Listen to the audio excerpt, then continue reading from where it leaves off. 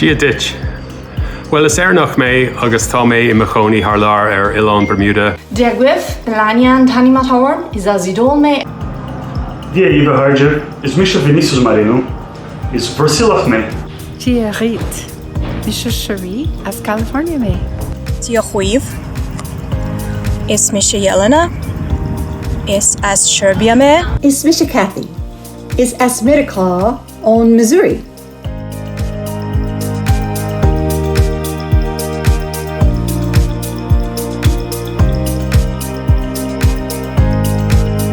Linn an COVID-19 díon glasol, bhí mé mhúineadh gur bhfuilm dul ais chun Gaeilge a amhlaim.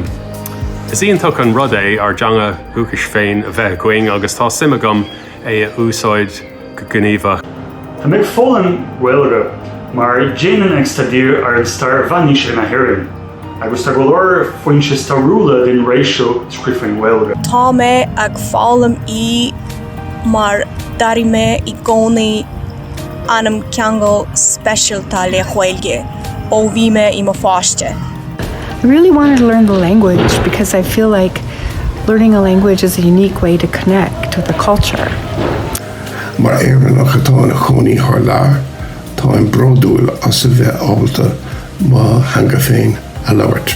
What I've found out while I was studying Irish is that it's such a creative language. There are so many ways to tell you convey a feeling or an idea. It's for me, for who I am, and to be able to speak in the language of my ancestors and to maintain that language and to make sure it goes, even if I sound like a 3-year-old.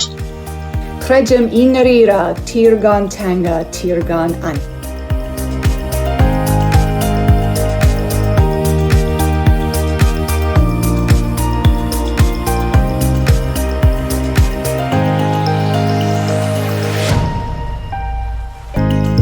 Tá na cursaí le Gaelchultúir iontach ar fad, má tá an bhéim ar éisteacht agus labhairt I ngrúpaí.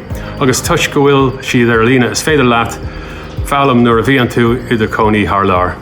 Now there are virtual classes and I'm able to learn with people from all over the world. I'm really happy for this opportunity. Dóla mé Gaeilge le láthair, feiceáil agus alpanna I méanaar. Agus mar sin tá an achas orm go bhfuil mé an Gaeilge a ólam I rang bio as bhela a clia. Gorh míle maithagah den seans seo chun labhairt le daoine ar fud an domhain.